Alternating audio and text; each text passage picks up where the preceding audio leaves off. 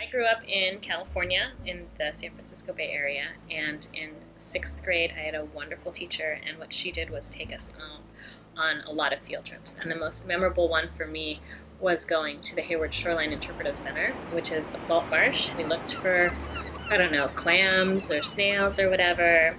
We all got super muddy, and when we got back to the nature center, they had to hose us off because we were so dirty, and all the parents were freaked out. And so when I went to college, I studied environmental science, which eventually prepared me really well for a job in a lab.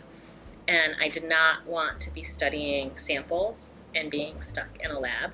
I did not think that was very fun, and I just remembered back in sixth grade when science was really fun, and I wanted to be able to help other young people know that science is something that's really fun. You can learn things in a textbook, or you could learn things in real life through experience. And so those types of field experiences, I think, are so engaging and so compelling that it really helps young people feel a connection to why what they're learning in school is relevant.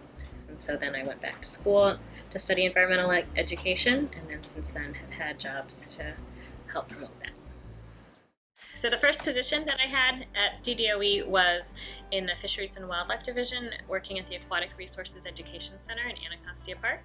And so that was a lot of fun because it was a way to show young people and residents of the district that there's a lot more wildlife in here than people expect.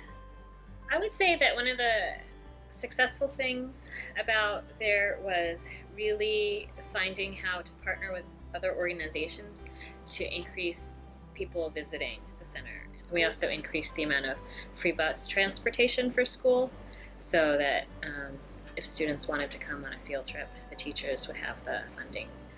I do a number of things within DDOE to help foster environmental education, and so one of them is I'm the project lead for the Environmental Literacy Plan.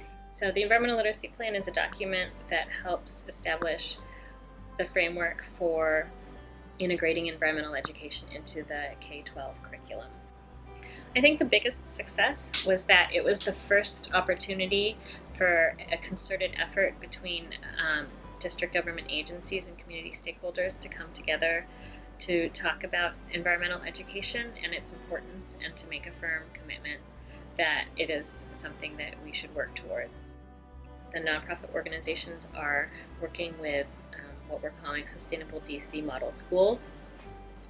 Each school designated a coordinator that's helping to develop the framework, and we'll pilot it in school year 14-15. And so other schools can look at that and learn about how it's being done at the school that's in their ward. There's also the Sustainable DC 2013 Act, which is before Council, and that was submitted by DDOE at the end of September. And one of the bills in that act is to formally adopt the Environmental Literacy Plan, as well as develop an environmental literacy program within the Office of the State Superintendent of Education. That will significantly help with implementation efforts because there will be a dedicated person who will work towards implementation at that time.